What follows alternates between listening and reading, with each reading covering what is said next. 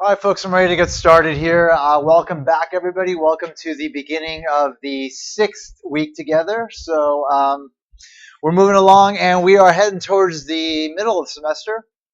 Not quite there yet, but we're on the verge. Um, Definitely things are serious now. And as you know, the first exam is a week from today. So make sure that you spend all available time on preparing so that you can walk away feeling really good about your performance. Uh, Things that you will need include a Scantron, and which is 882-E, which I'll email about today just to remind you, and also a calculator. Uh, just a standard calculator will do just to do some calculations, nothing too serious. But definitely phones are not allowed, so make sure that it's an actual calculator versus an app. Phones cannot be out during the exam at all. But beyond that, you'll have the entire class time to do the exam. And if you've looked at the practice exams, you understand the structure.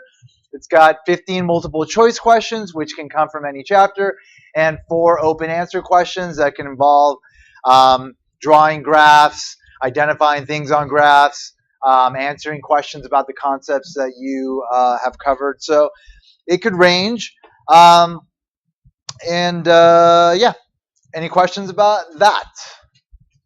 Remember, it's a week from today, so we'll be meeting on Thursday, of course, but I like to just get that out of the way, the information for the exam out of the way a week before, so you have a week to prepare. Yeah. No, we will not be reviewing the exam. We'll just jump right into the next material. But I will post answer keys that you can check your exam against, and then if you have any issues, you can address them. Oh, yeah, of course. No, you'll get the full exam back. Part of it, and then part of it is open answer. Yeah. But you won't need a blue book. You can write on the actual exam for that stuff. Other questions? All right, cool. So we have one chapter to go. Today we're going to start covering chapter 8, which deals with international trade, and then we'll finish it off on Thursday, and that'll be the end of the material for the semester. I'm sorry, the first part of the semester. I'm getting ahead of myself. You can see what I'm thinking about, summer. But summer's not here yet. We still have a lot of work to do. But the better you do now, the more you'll enjoy your summer. So make sure you put everything you have into what you're doing right now, both this class and your other classes. You don't want to regret not doing well. You want to walk away feeling great so that the summer is just playtime, aside from work or whatever else you might have to do. It's time that you really get to sort of just bask in the afterglow of success. So make sure that is what happens. By working extremely hard now, giving up fun now for this, so that later the fun can actually be had legitimately versus like mixed, where you're trying to escape your regret and your sadness. So don't walk down that path. All right, so international trade. So we're going to bring a lot of like the stuff that we've already covered kind of into this chapter to help us analyze like the merits of international trade and different aspects of international trade. By no means does this cover all issues with respect to international trade, but it does cover a lot of the sort of relevant issues that are often discussed when talking about international trade. And it is a good chapter to kind of like bring the first part of the course together. So we'll be using a lot of the tools that we use. So the first part will deal with comparative advantage in international trade. Remember, we dealt with comparative advantage in the production possibility frontier in chapter 2, which we'll use again here. So you'll be able to get a review of that, how it works, how you can establish the gains from trade, using the analysis via the model. So that's what we'll do here. And then we'll jump into the second part of the chapter, which deals with the supply and demand model that we've been working with, the competitive market model, to analyze how markets are affected by international trade. And so once again, we'll use the concepts of consumer and producer surplus. We won't talk about elasticities, but consumer and producer surplus will definitely play a role. So the elasticity stuff, as far as what we're covering, at this point we've covered as much as we're going to cover with respect to that. So make sure you know it, make sure you understand how to calculate it. Again, as far as like the overall like what I expect you to know in this course, it's the tools, it's the language, any facts that are presented about a particular situation, like a specific market, or like like the rent control stuff, like the issues related to like the pros and cons of that, like that kind of stuff is not important to this class. What's important is like your ability to understand the tools to analyze those situations, and be able to use the language as a means of explaining the situation. So if you're able to use those the tools in the language effectively, then you've accomplished what you've set out to do in this course, and therefore that is what I test you on. If you've looked at the exams, then you've seen that is how I test you. So make sure that you've been focusing on that. Something I've been talking about since day one, every single time we've been meeting. If you've been plugged into the course, you know exactly what I'm talking about. If you haven't been plugged into the course, you should have been plugged into the course. And that's that. Anyway, so again, this chapter kind of bring together a lot of the stuff we've been talking about. We'll deal with some issues that are relevant today with respect to what's happening in the world, both in this country and other countries, and maybe broaden your awareness of some of these things, which is good. On top of you learning, of course, a little bit more economic theory. Any questions about anything you'd like me to address before I move forward with the material? All right. Chapter 8's homework will be due on Sunday night. So I'll open it up early, though, because I understand that you're going to be studying for an exam. So for those of you that want to get ahead, you can knock it out. Also, there's playlists for this class on my YouTube channel for prior times that I've taught the course. If you are looking to just knock out this lecture before even Thursday, so you can just have all the material covered and just start preparing for the exam, you're free to do that. You have the ability to do that, and I do recommend always try to get ahead, spend as much time that you have free on getting ahead in this class and your other classes while you're in school. As that's just a reflection of you making this the priority, which is the approach you should be taking. This should be the priority. This should be what you do, and everything else is what you do after what you do this. All right, let us move forward with the chapter International Trade. So what we're going to learn in the chapter, we're going to learn how comparative advantage leads to mutually beneficial international trade. Something we've already covered, but we'll cover it in more specifics today. The sources of comparative advantage, something we didn't talk about before. We just defined what comparative advantage was, which was having the lowest opportunity cost to do something. So we'll talk about like what might give a country that comparative advantage. We'll talk about who gains and who loses from international trade, and why the gains tend to exceed the losses, even though there are always winners and losers when it comes to international trade. When countries are interacting, the overall result is, of course, a benefit to everybody. But within the countries, you will have parties that are hurt by trade, and that's the kind of thing that will generally spark a backlash to trade. Some of the arguments are legitimate, some of them aren't, and ultimately a lot of it is based on like opinion. So ultimately, it is up to you to decide what is good or bad with respect to this very important aspect of our world. But there is no doubt that international trade is beneficial. But it's important to understand all the issues related to that. So we'll lightly touch upon those. We'll talk about how tariffs, which are taxes on imports, and import quotas cause inefficiency and reduce total surplus. So that's the stuff we'll cover with the market model. We'll talk about why governments often engage in trade protection and how international trade agreements counteract this.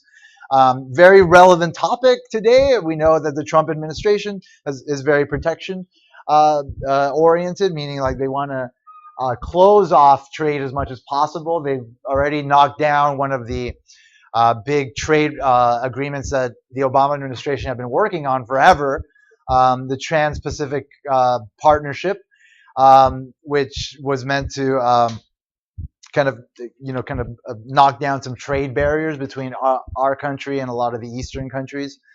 There's also another one, the Transatlantic Trade Pact, I think it's called, which was also being worked on, which had to do with lowering some of the trade barriers with European nations. And that they haven't talked about that one yet, but I'm sure they're gonna knock that one out too. So again, there's like this push and pull in the world. Some governments want trade, some of them don't. It's a very politically charged issue. You might get governments that are working towards it, and then you might have a change of regime within a government, which changes the priorities of the government. And it's just super complicated. It's just super complicated, but it's probably the most exciting and lucrative area of our world right now. Just because it has all ultimately been about us progressing from like being like these individual nation states to being a more united world. And so we're constantly kind of like we're going really slow, but we are getting ultimately to that point where we are more and more connected and more united. But whenever you have like this like sort of drive to kind of push us toward like that kind of unification, which is ultimately progress, you're always going to have that backlash from like those that are entrenched in the past that just don't want to let go of like the old ways of thinking, the old ways of organizing ourselves. And obviously a lot of that is often going to reflect like just the benefits that certain groups can gain from those old structures. So you're going to get it from ultimately like the wealthiest of the world are going to ultimately want to kind of like maintain the established order versus allowing the world to progress to a better order. So that's kind of what we're seeing right now. And so we'll lightly touch upon those topics related to these issues at the end of the lecture on Thursday, which will end the chapter. All right, so let's talk about comparative advantage in international trade once more. So just in general, imports are goods and services purchased from abroad.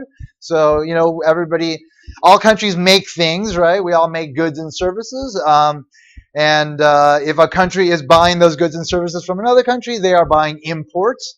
And if they are selling those goods and services to another country, they are selling exports. So any of our like Ford, GM, Chrysler trucks, cars that are being sold overseas are exports to other countries. When we buy Beamers and Jaguars and Hondas and all sorts of cars made from other countries, then we are buying their imports. So again, it's not a universally established notion. It just depends on like where you are relative to what's being made.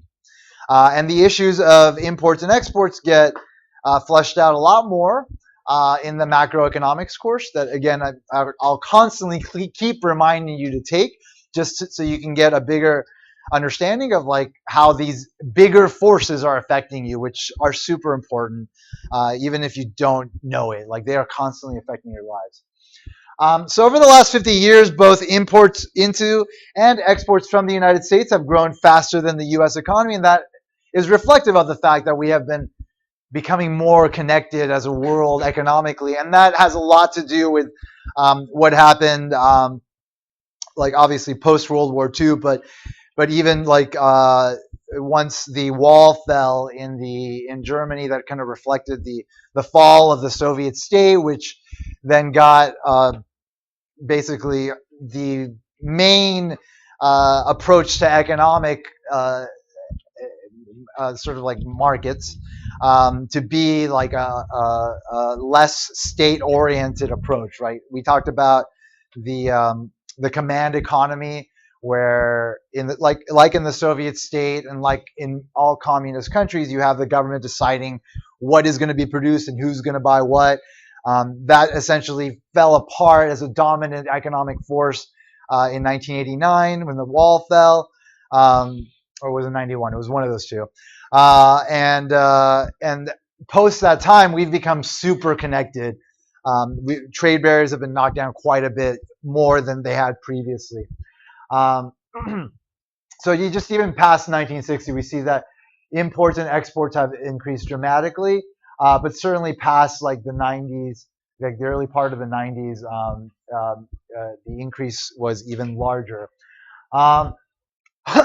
For foreign trade is significantly more important for many other countries than it is for us, and Japan as well. And we can see that from this table over here. Here's us, here's Japan. There's our imports, and the blue are the exports. This is as a percentage of GDP. GDP is gross domestic product. It's how we measure the overall output in the economy. It's something you'll learn more about in macroeconomics. But essentially, like, imports and exports don't make up a large part of our overall GDP. Everything that's being produced is also everything that has money being spent on it. So that's another way of looking at GDP. So we can see that we're not spending a lot of money on goods, both selling and bringing them in from other countries, but other countries do. They depend on them quite a bit. Like Belgium, very small country. They're not going to have a lot of resources. They're not going to have a lot of land and labor. So obviously they are going to depend quite a bit on importing and exporting. And it varies as we go down, but definitely like Germany, 50%, Mexico, roughly 30 to 40%. Canada, France, and China all kind of at the same level as well. They tend to have a greater dependence on the world's economy versus their own, given the level of interconnectedness. But you can see that us, we don't have that. And so the fact that there is so much emphasis on trade right now by the current administration is, it's somewhat illogical, surprisingly,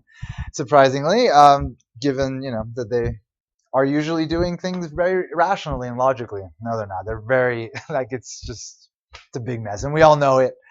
And it's going to keep getting worse. Anyway, in the modern world, investors from one country often invest in other nations. So that's another way that we're connected via our financial markets. You have international investors that invest here. We invest internationally. So stocks are global. Bonds are global. Bonds are like debt instruments. So if you're buying a government bond, the government is essentially saying, I'll pay you back for that bond plus some interest. So you're lending the government money when you buy a bond from them. Corporations sell bonds. All municipalities sell bonds. Like the city sells bonds. The state of California is going to sell bonds to pay for the high-speed magnetic train that's going to run across California if they ever get to the stage of actually making it. But big projects are usually funded via bonds. And yeah, those are other financial assets that international investors buy and sell. Also, they just directly invest in businesses as well by basically buying our currency and then being able to do business within our country. Many companies are multinational. That's basically standard at this point. Most of the big corporations are multinational. They have offices throughout the world with subsidiaries operating several countries. A growing number of individuals work in a country different from the one in which they were born. So the international trade pacts have allowed for that. Prior to us becoming more interconnected internationally, we had a lot more barriers to the migration of labor. But under certain trade agreements, those barriers are knocked down and workers can work in different parts of the world really easily. That's one of the main features of the European Union, which we'll talk about on Thursday in more detail, but that's the union that the Great Britain recently voted to get out of, the Brexit thing. They voted to get out of that union, and it's unfortunate, partly because part of the European Union's sort of mandates is that they allow for workers throughout Europe within these nations that are involved in it to just freely work in each other's countries without having to deal with like immigration, granting work permits, and all this weird stuff. Like it's very easy for workers to just like jump from one country to another and get jobs, and so that makes life a lot easier as far as being able to uh, from the labor standpoint find the jobs that you need, but also from the standpoint of firms, like being able to find the talent they need for the specific tasks that they're looking to accomplish. Um, and all of this falls under the umbrella of globalization, which is the growth of all these forms of economic linkages among countries. And then recently, we've experienced with what is often termed hyperglobalization, the result of supply chains of production that span the globe. Supply chains, basically, anytime you're talking about a supply chain, you're talking about like all the various components that are needed to create like a final product. So like a car, you need windows, you need engines, you need transmissions. So there's a supply chain to make a car, right? There's a firm that makes a car engine. There's a firm that makes tires. There's a firm that makes the hubcaps, and then it all kind of comes together in that final firm that puts them together and sells it as a final good and service. So you'll find that the supply chain is often kind of like branched out throughout the world now via these economic linkages that allow us to trade easily. By allowing us to trade easily, it's easy for us to outsource, like the creation of certain what are called intermediate products that we need to make in order to create the final goods and services we create in different parts of the world. So in which each stage of a goods production takes place in different countries, all made possible by advances in communication and transportation technology. So definitely the technology of today has also played a huge role. Our ability to communicate instantaneously anywhere in the world with basically zero cost has sped up this process. But the focus that we will have here in this chapter will be purely on international trade, the trading of goods and services. All right, so let's go back to the production possibility frontier and examine the concept of comparative advantage once again.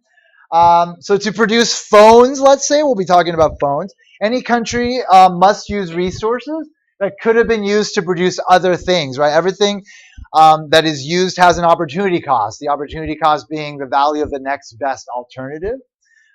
We know, as I've defined several times, opportunity cost is made up of explicit plus implicit cost. Your opportunity cost of coming to college is the explicit cost that you pay for your tuition, etc. The costs that require a monetary outlay. You have to pay with money for those things. But there's also the implicit cost. You're not going to a job 24-hour, full-time, let's say. So you are bypassing those wages. So the wages are the implicit cost of coming to college. So your opportunity cost of being in college is the sum of your implicit plus your explicit cost.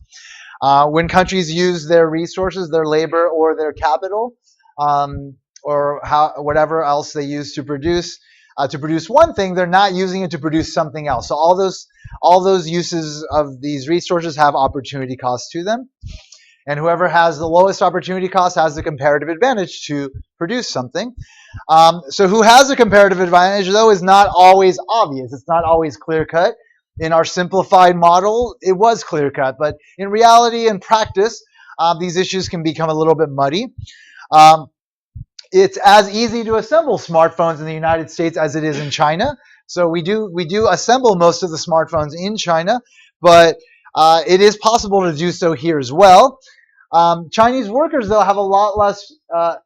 Chinese workers are also a lot less productive than U.S. workers in other areas, such as like automobile and chemical production.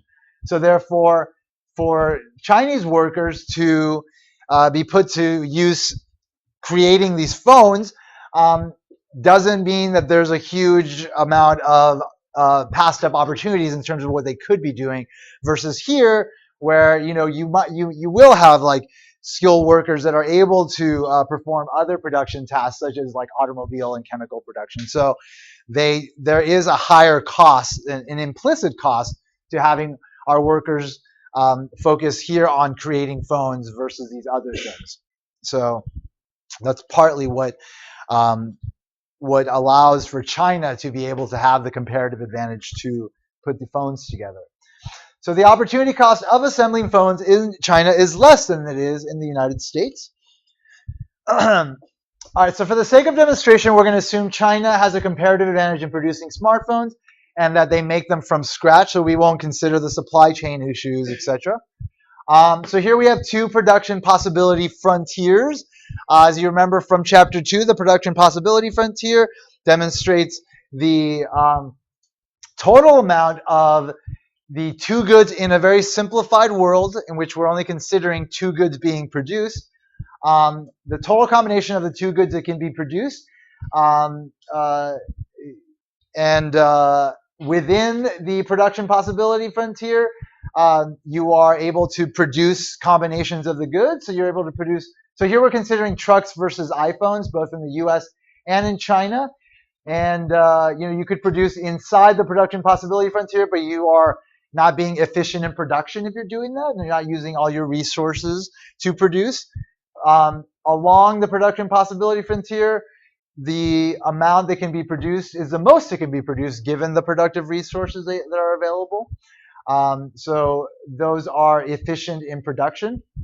Both the combinations of the two goods that can be produced on and within the production possibility frontier are feasible.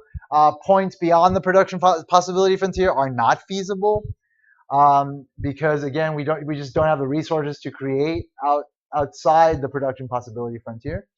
And the fact that the production possibility is a straight line represents what? What does that mean? Opportunity cost is constant. Excellent.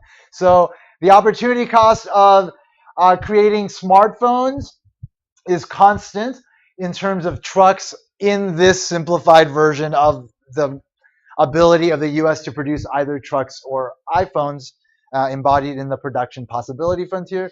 Whereas if it was like curved out, it would mean that there would be an increased opportunity cost as we focus more of our resources on phones versus trucks. So again, like the shape of the production possibility frontier carries a lot of information too, which we won't talk about here with this example, but it's something you should know, and it's something that we covered in Chapter 2.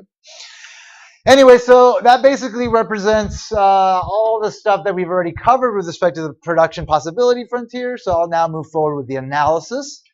We're going to assume that, again, two goods are produced and consumed, phones and 4 trucks, and that there are only 2 countries in the world, the United States and China, just to simplify the analysis. The analysis of international trade with this assumption is known as what's called the Ricardian model of international trade, developed by David Ricardo in the later part of the, I think, 18th century. Big economist. So these ideas have been around for a bit.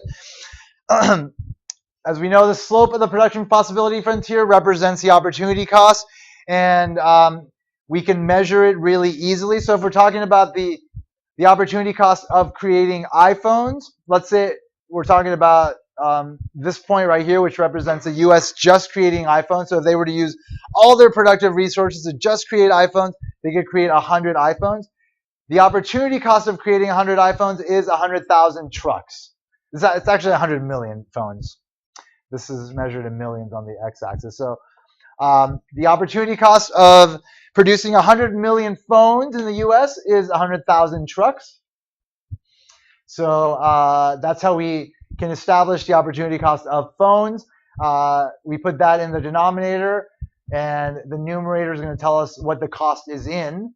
So we're considering the opportunity cost of phones, which we would produce 100 of if we were to just produce phones. But if we were to say, okay, well, let's give up the production of phones, then we would be able to make 100,000 trucks. So that's our opportunity cost of 100 phones, 100,000 trucks. So that's how we set up the ratio, and then we can reduce that either via a calculator or just knowing that you can just knock out the zeros there, and you're left with negative 1,000, representing the fact that each, in this case, million phones produced in the U.S. carries an opportunity cost of 1,000 trucks. So each million phones that are produced means that you're giving up 1,000 trucks to produce that million phones in this country. The slope of China's, and remember, like, to get the opportunity cost of trucks, you take the reciprocal, right? So you would just switch these, and this would be 1 over 1,000, so it would be like 1,000 of a million, which is like, I think it's like 1,000 phones, 1,000 phones. But we just remember how to calculate like the reciprocal, the opportunity cost of the other good by just taking the reciprocal of the slope of the production possibility frontier. All right, so the slope of China's production possibility frontier with respect to phones, to get us the opportunity cost of phones in terms of trucks is going to be calculated the exact same way. So we're going to have 200 phones in the denominator, and in order to produce 200,000 phones, you have to give up in China 50,000 trucks, which means that, and again, this is in millions down here, of course. So therefore, to produce 1 million phones in China, the opportunity cost in terms of trucks is less. It's 250 trucks. What was that? It's 250 trucks. So therefore, China has a lower opportunity cost to create phones than the US. What does that mean for China? They have a comparative advantage. Very good. China has a comparative advantage in creating iPhones, which we've established by measuring the opportunity cost of each country's ability to create iPhones in terms of trucks. Yeah.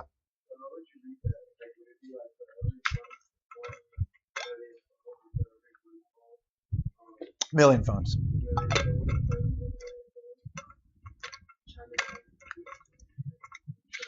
$250 trucks, correct? Yeah. Well, it's an opportunity cost. So for every million phones produced, they give up to producing 250 trucks. All right. So China has a comparative advantage in phone production.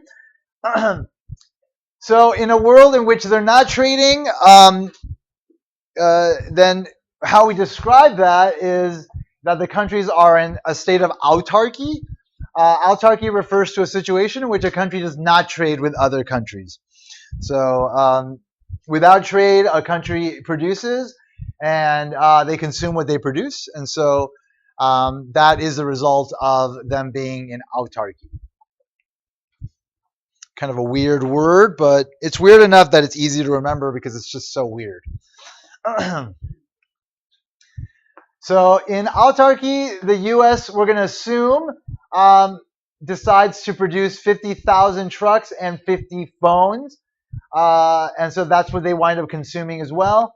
And then China, we're going to assume in autarky, produces 25,000 trucks and 100 million phones. And that's what they consume as well, just by assumption.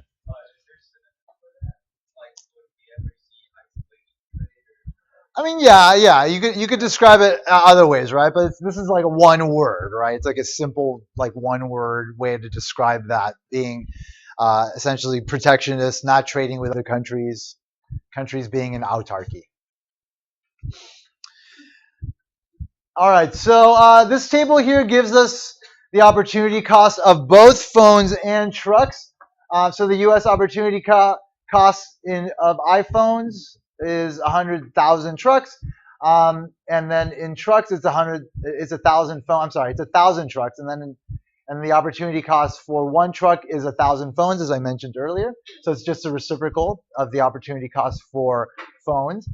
And then for China, of course, they have an opportunity cost for each 1 million phones to be 250 trucks. Obviously, that's less than the U.S., so they have the opportunity. So they have the comparative advantage in creating iPhones. And then their opportunity cost for trucks, for one truck, is 400,000 phones, which is greater than the U.S.'s opportunity cost of creating trucks, and therefore the U.S. has a comparative advantage in creating trucks. So the trade-offs facing the two countries in autarky are summarized in the table. the United States has a comparative advantage in the production of trucks. Because each country has a comparative advantage in producing both of these goods, each country can do better by engaging in trade than it could by not trading. And so this can be achieved by specializing and trading, as we've established in Chapter 2. So let's examine now the gains from trade. So with trade, each country can move to producing only the good in which it has a comparative advantage in. So the United States would just produce trucks, right? So they'd produce 100,000 trucks. And China would just produce iPhones. They would produce 200 million phones. So before we had 100 plus 50, we had 150 million phones being produced, and 50 plus 25,000, so the 75,000 trucks being produced. Now we're going to have 25,000 more trucks being produced, and we're going to have 50,000 more phones being produced. The world production of goods is now higher than in autarky. Trade also makes it possible for each country to consume more of both goods. So again, we're just assuming that this is what they would consume. How countries decide to consume things has to do with the preferences of their consumers, which we'll talk about in the next chapter, how we model the preferences of consumers to consume. But we assume here that, once they realize we have comparative advantages, and because we have comparative advantages, we can gain from trade, and they do trade, then we see that the U.S. is able to consume outside of its production possibility frontier, and so is China. Higher total world production results in higher possible standard of living in both nations. Being able to consume more of all these goods means that there's more available for everybody. If there's more available for everybody, then the standard of living is increased for everybody in the country. Now, again, these are just very general results. When you look at these things in practice, obviously it's not clear-cut. Even though you'll get winners overall in countries as a result of trade, there will always be groups hurt. And that's just the reality of the world we live in. But again, this is about positive analysis, just kind of analyzing the situation and getting a result from that analysis. We're not imposing a subjective dimension to it. I'm not saying this is good or bad in actual practice. That's something that, again, reflects normative analysis and is reflective of like individual opinion. I will often give my normative analysis, but if I'm doing that, I'm being clear about that fact. So, and that's how it should be. Anyway, so again, in autarky, we see that the United States produces 50 million phones, consumes 50 million phones. With trade, they produce 0 phones and consume 75 million phones. So there's the gain from trade in this case to be 25 million. Trucks, they produce 50, consume 50. With trade, they produce 100,000. They consume 62.5, so they consume more of the good that they have a comparative advantage in. And overall, there is a gain from trade there, 12,500 more trucks being consumed. In China, production and consumption of phones, 100. Production under trade is 200, and consumption is 125. So we see that consumption has gone up, even in the good that they had a comparative advantage in. And of course, for trucks, they wind up producing nothing before they were consuming and producing 25,000. With trade, they are producing nothing, as I said, and consuming a lot more. In this case, 12,500 more. So we assumed that China sells. So everybody gets to benefit. Of course, there are gains from trade. We also talked about how the price of the good that's traded is settled upon, and we just talked about how there's like an upper and a lower bound to that, which we call the terms of trade. And basically, if a country has an opportunity cost of producing something, then they want to pay less than that cost, or else they would incur the cost themselves. So that winds up being like the lower bound, and then there's a higher bound to that as well, and then they negotiate some kind of middle area for that. So we assume that China sells the United States the 75 million phones, and the U.S. consumes in return for the 37,500 trucks China consumes. So 1 million phones are traded for 500 trucks is what that was all about. So that's how much is being traded there, 500 for 1 million phones. So how we got to that is you take the 75 million phones that are being traded, take that as a fraction of the amount of trucks being traded, and then just kind of reduce that down to, in this case, 200,000 phones per truck. So that's ultimately what they decided upon as far as like what they negotiated. But the actual prices of the goods are going to be established via supply and demand, which we'll look at in the next chapter. Yeah, I'm sorry, the next part of the chapter, which is the next course, the next lecture. Sorry, I'm off, but I'm still here. Yeah. Yeah, it doesn't matter. You can put it the other way around. Yeah, it doesn't matter as long as it's clear that there's a ratio of either phones to one truck or trucks to one phone that establishes like the price of trade. Like, so one requirement that the relative price must satisfy. This is the relative price of one truck in terms of phones in international markets. One requirement that the relative price must satisfy is that no country pays a relative price greater than its opportunity cost of obtaining the good in autarky. So again, that's a very clear sort of intuitive result that, again, nobody's going to want to buy something that they can produce cheaper. They want to buy things cheaper than they can produce them. So once this requirement is satisfied, the actual relative price in international markets is determined by supply and demand, which is covered later in the lecture. All right, so let's again highlight the distinction between comparative and absolute advantage. So we talked about absolute advantage as well when we covered this in chapter 2. So the absolute advantage was basically reflective of a country's ability to produce something better than another country, and how we can establish that via our model. The production possibility frontier is just comparing the intercepts for the production possibility frontier. Whoever can produce like the most amount of trucks given the use of all their resources just to produce trucks, which again represents the vertical intercept for the production possibility frontier, has the absolute advantage in producing trucks. And again, if you compare the intercepts for the iPhones, the horizontal intercept, then whoever has the higher number there can produce that good better than the other country, because using all of their resources, they can produce more. So then they would have the absolute advantage. So the gains from trade that we're talking about, though, don't depend on absolute advantage. They depend on comparative advantage. The source of China's comparative advantage in consumer electronics is reflected in global markets by the wages that Chinese workers are paid.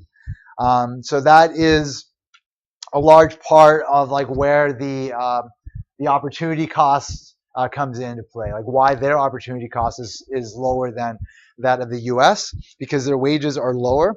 So in general, a country's wages reflect its labor productivity, how much labor can produce per unit of time given the amount of productive capital they have available to them. In countries where labor is highly productive, employers are willing to pay high wages to attract workers. In this country, we have a lot more resources for laborers to use, including the education and means of learning the tools and skills necessary to be able to produce efficiently. And so that creates more value in our workers, which then dictates them deserving a higher wage. And that's due to, of course, competition amongst employers. When you have highly skilled workers, they're going to be in high demand. And as we know, high demand leads to higher prices.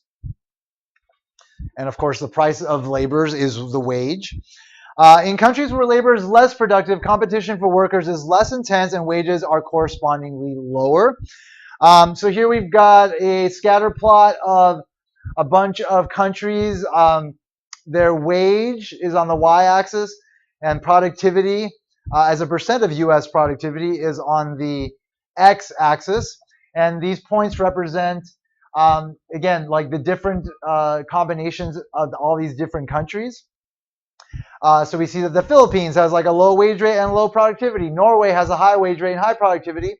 And then you've got all these cases in between. So this is one of the main approaches we take in economics and in other sciences, is like we'll take a bunch of data like this and we'll just kind of like plot it out. And then we use what's called regression analysis to kind of estimate what is the relationship between these variables. And what we would wind up doing here is we would wind up probably estimating kind of like a positively sloped line, which tells us that as productivity increases, wage increases, to kind of give us a very general simplified relationship that we can use to then estimate how maybe changes in productivity might affect wages and vice versa. That's something that you would learn about in a statistics course or in an econometrics course, which is a course that reflects the fact that economists have taken statistics and kind of advanced it for their own purposes. And so there's certain methods that are used within economics that are specific to economics that you learn about in that course. And anyway, so the reason why we can do that is because, you know, within the data there is a relationship, and you can kind of see it here. You can kind of see that as we increase productivity, that the wage does go up. There is a positive relationship here. It's not a perfect line because all these points don't fall on a perfect line, but you can come up with a line that minimizes the distance from all these points to the line that will establish that. And so that is what has been done here, and that is why we are able to say that an increase in labor productivity leads to an increase in wage, and an increase in wage leads to labor productivity. Was there a question? Of course there are outliers. Like Taiwan. Taiwan has like kind of a low wage, right? But a high productivity, the same as like some of these other countries up here. So that can be considered an outlier, right?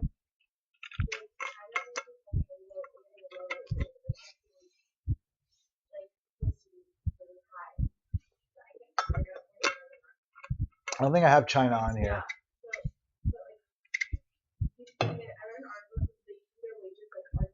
Right.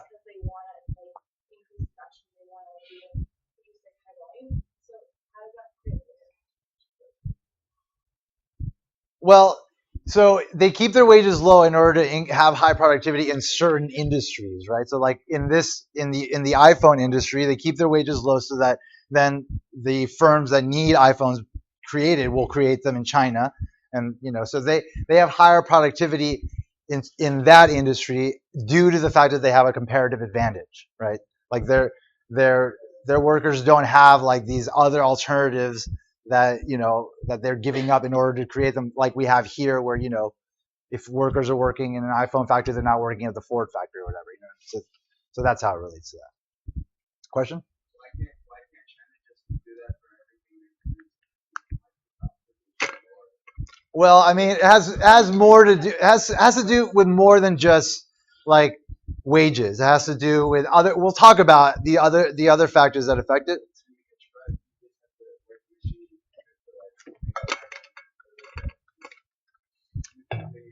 Right, but the issues are a little bit more complicated than that. There's like the technology you need to create the trucks. There's the ingenuity that you need to create those trucks. There's certain patents that go along with that limits, you know, one firm or country from doing it versus another. There's certain resources that are more abundant in some countries versus others. Like steel might be more accessible here than there, that kind of thing. Like there's a lot of issues. And ultimately, like there are only so many resources available. So like if you're using labor for one industry, you can't use it for another industry. So, you know, there's a lot of issues to consider, and they are considered. And ultimately, what is happening is the best that can be done given the situation. Yeah. All right, so the kind of trade that does take place between low wage, low productivity economies like China and high wage, high productivity economies like the United States gives rise to two common misperceptions.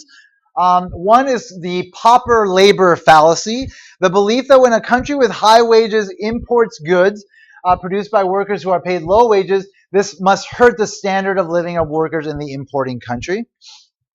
And the other one is the sweatshop labor fallacy, the belief that trade must be bad for workers in poor exporting countries because those workers are paid very low wages by our standards.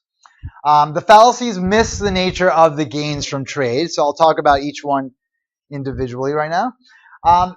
So buying a good made by someone who's paid much lower wages than most U.S. workers doesn't necessarily imply that you're taking advantage of that person. It depends on the alternatives that those people have available to them. Workers in poor countries have low productivity across the board.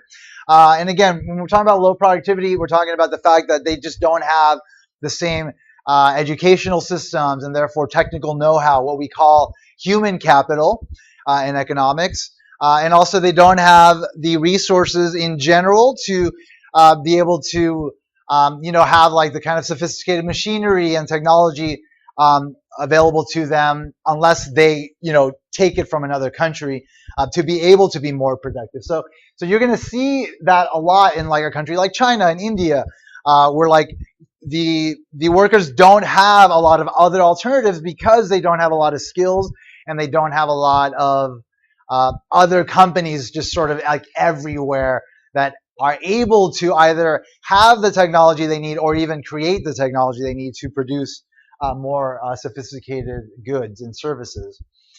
So they're offered low wages whether they produce goods exported to America or goods sold in local markets. The wages that they are being paid are the wages set in their labor markets within their countries. So there's a supply of labor, there's a demand for labor, and that establishes the price for labor in the individual countries. A job that looks terrible by rich country standards can be a step up for someone in a poor country. I mean, that's just the reality of the situation. Is it equitable? Is it fair? No. What would be fair is for everybody to have the same standard of living across the board, across the world. We're working towards it. But again, like we're talking about a world where, we've only had civilization for 12,000 years.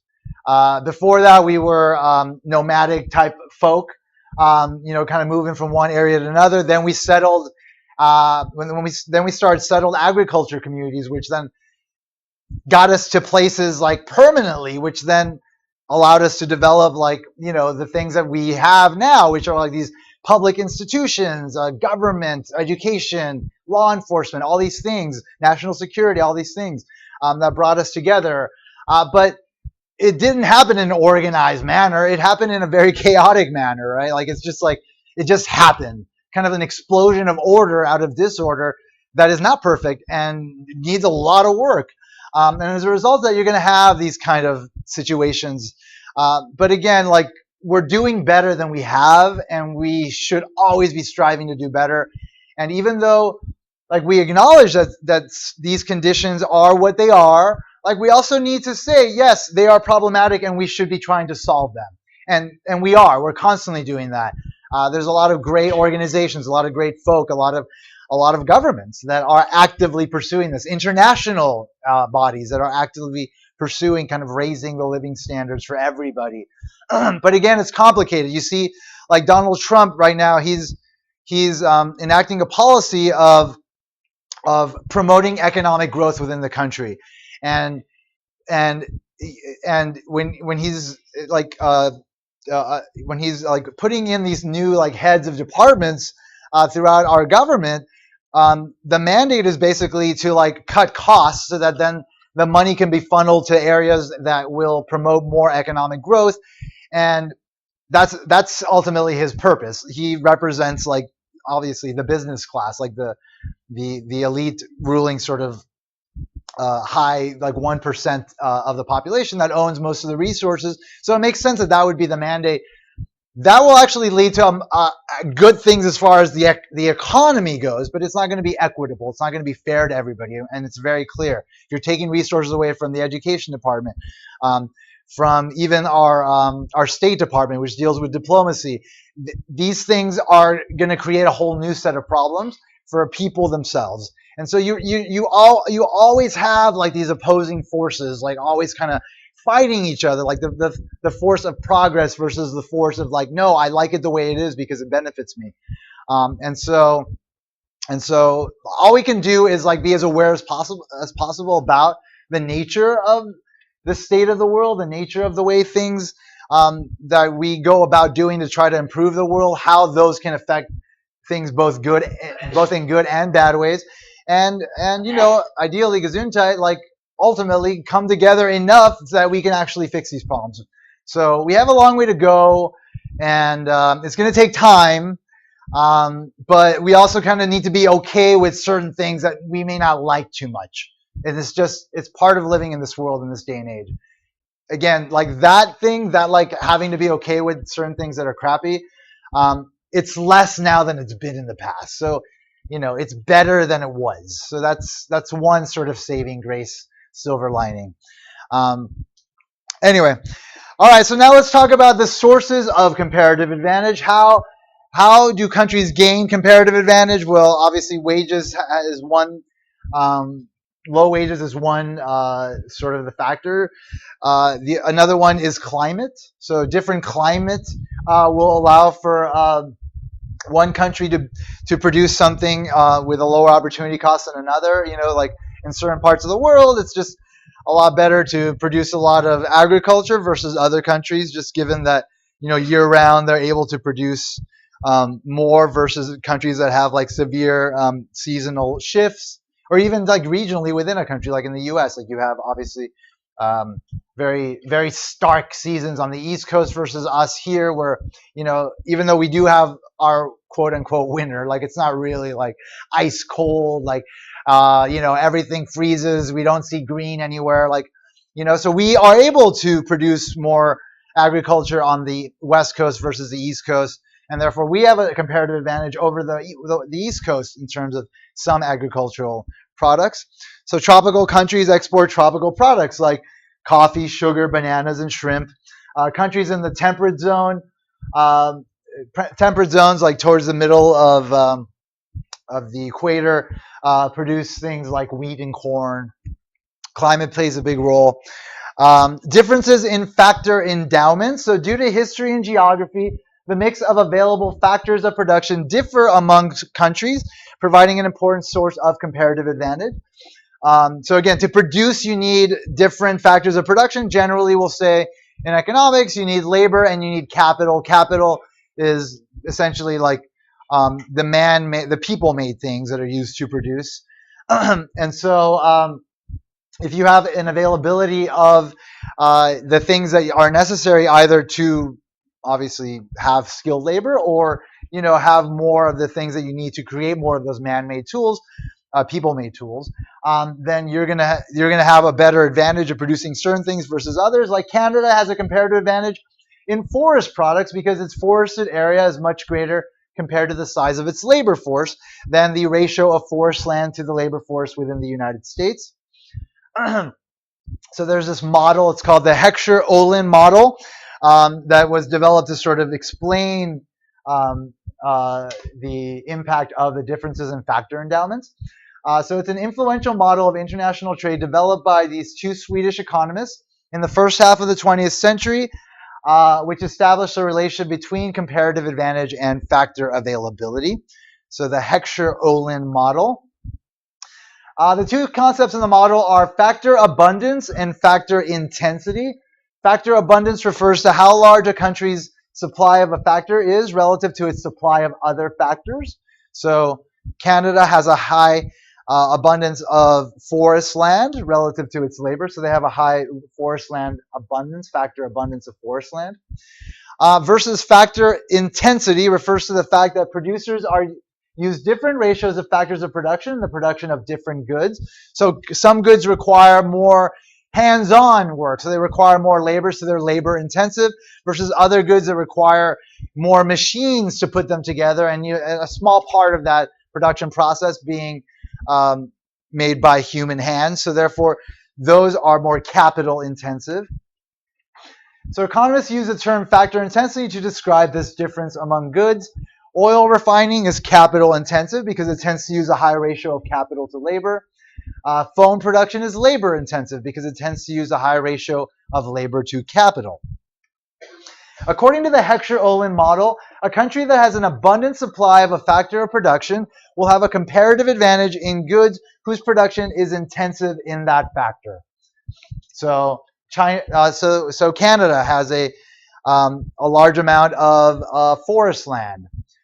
We can create paper here, but you need wood to create paper. So obviously, they and creating paper is more capital intensive. It requires more of like that input. In this case, it's going to be like a natural resource, which is like wood. So therefore, they are going to have the comparative advantage in creating paper over the U.S. The fact that international trade is a result of differences in factor endowments helps explain another fact. International specialization of production is often incomplete, meaning that in our clear-cut model, it was clear China had the comparative advantage in creating iPhones. We had the comparative advantage in creating trucks. So we only created trucks and they only created iPhones. But that's in a very simple model that we set up just to provide insights that you can learn from the use of the model. But in reality, that's not the case. Like China does create some trucks. We do create some phones here.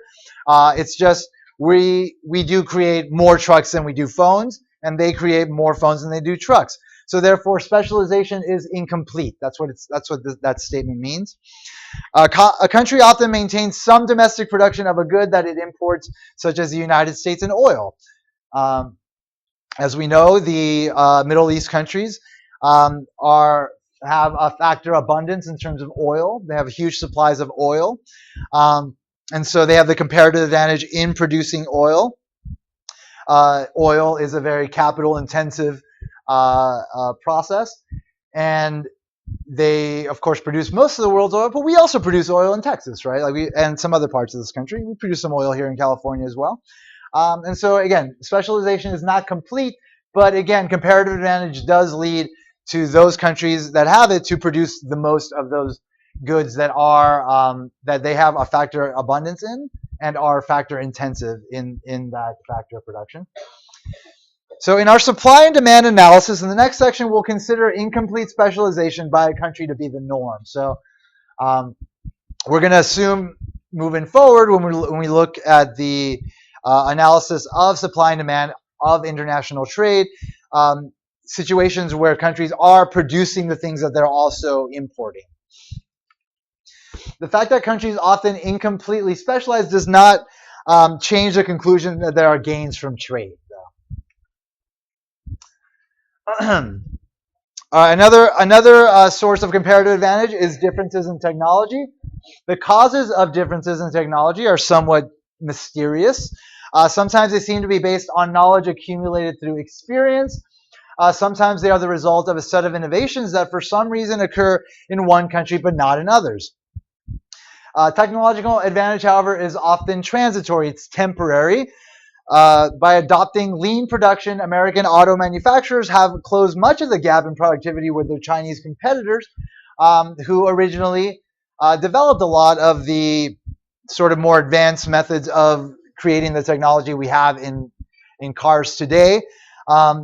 Eventually, we were able to sort of adopt some of those methods. So essentially what all this is saying is that differences in technology will be a source of competitive advantage, but it's a temporary one. Over time, it does erode because technologies do tend to spread. One country can get a hold of a certain technology and then like reverse engineer it.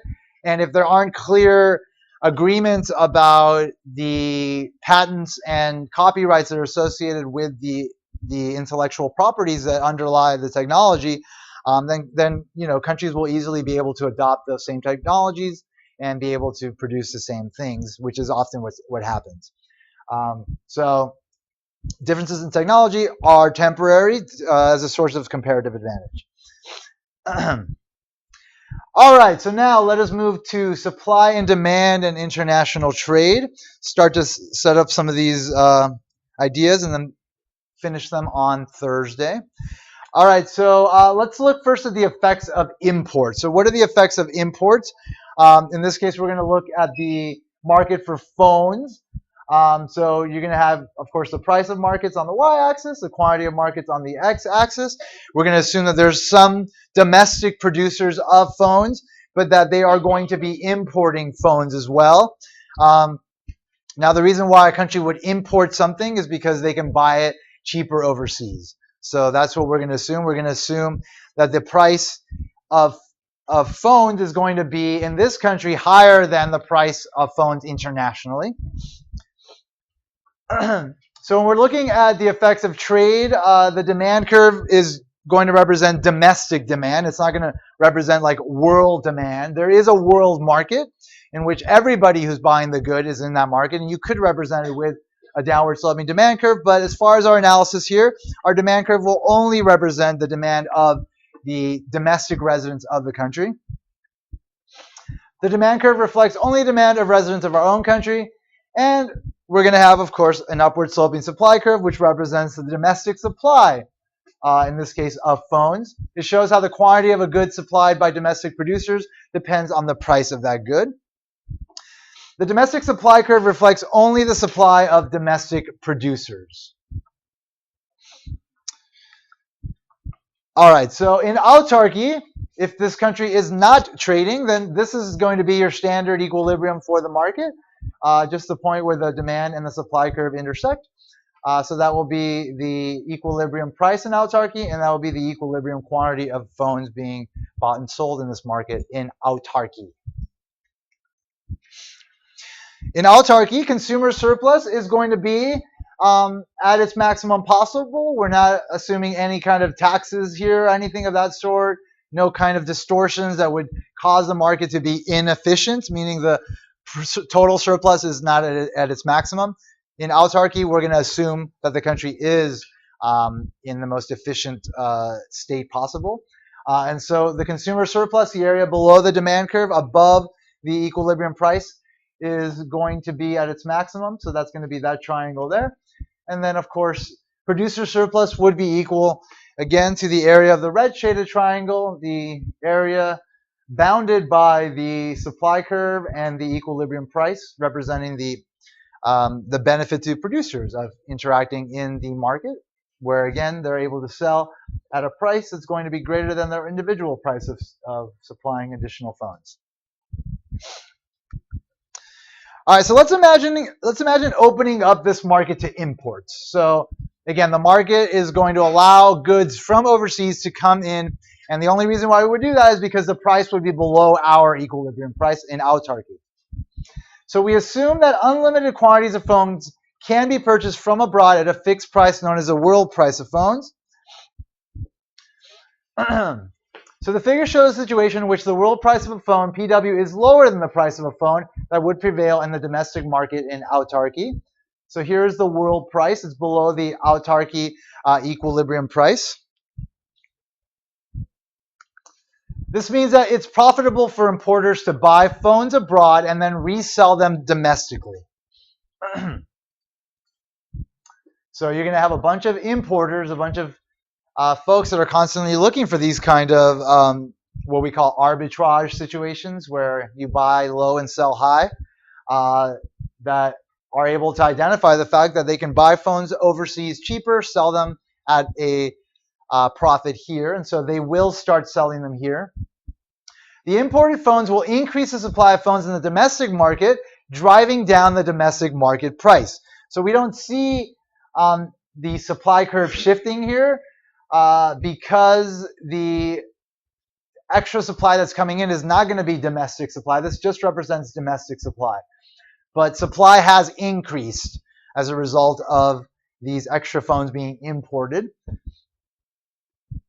So the quantity of phones demanded by domestic consumers rises from QA to QD. So at the world price, having those extra phones being sold by importers, driving down the domestic price from the autarky price to now the international world price to this price, means that demand is going to be here. So you're going to have all these consumers that weren't willing to pay before, that had a willingness to pay that was not being met, now being met.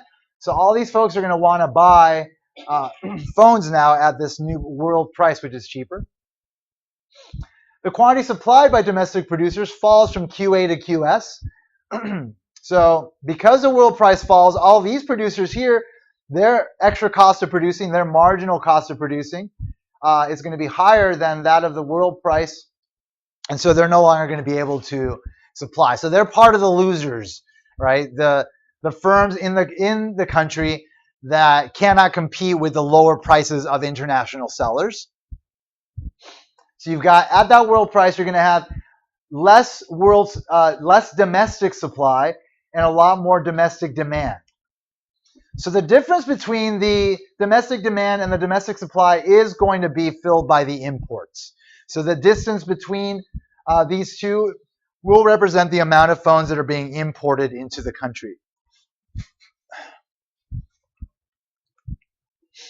Since imports of phones lead to a fall in their domestic price, consumer surplus rises and producer surplus will fall. So we're going to look at that right now. So again, this is an autarky. Consumer surplus is W, and the autarky producer surplus corresponds to X and Y. I have them as separate letters because it's going to be chopped up in a second. Here's a table to just kind of help us track what's happening to consumer, producer surplus, and total surplus as a result of opening up to trade, in this case, imports. So the fall in the domestic price, so here we are in autarky. The price falls as a result of everything I just discussed, bringing the domestic price now to the world price, right? So now you've got this much being purchased. So therefore, the consumer surplus is now going to be the area below the demand curve all the way up until the quantity demanded at the world price above the world price. So this entire now triangle is the consumer surplus under world trade. So we see that we have a gain in consumer surplus of X, this area X, which used to be producer surplus, and now this Z, both of these triangles, which are both Z. So we have an increase in consumer surplus as a result of opening up to trade, which means that we have a gain in total surplus of Z there. At the same time, producers lose X. So we know producers lose that amount of producer surplus, but that surplus is just being transferred to consumers. But as far as the table goes up here, we have that loss in producer surplus of X. As a result of trade, there are winners and losers. So that's essentially what this is telling us. We have the winners, which are consumers in this case, that are getting that extra surplus, which is Z. And of course, the losers are the domestic producers that lose that surplus. So this is an important result. Opening up a market to imports leads to a net gain in total surplus. So overall, we have had an increase in total surplus, and thus that represents the gains from trade via the analysis using our supply and demand model. Although the country as a whole gains, some groups lose as a result of international trade, domestic producers. So, I mean, that basically sums up, just like that very small result sums up like the reason why you have a lot of protectionist sort of tendencies within countries that are looking to protect their domestic producers that aren't going to be hurt by world prices. And so that's often one of the main motivators behind sort of the backlash to becoming more interconnected internationally. All right, let's just cut it off there, and we'll jump to exports next time. All right, folks, you guys have a good couple of days. I'll see you on Thursday.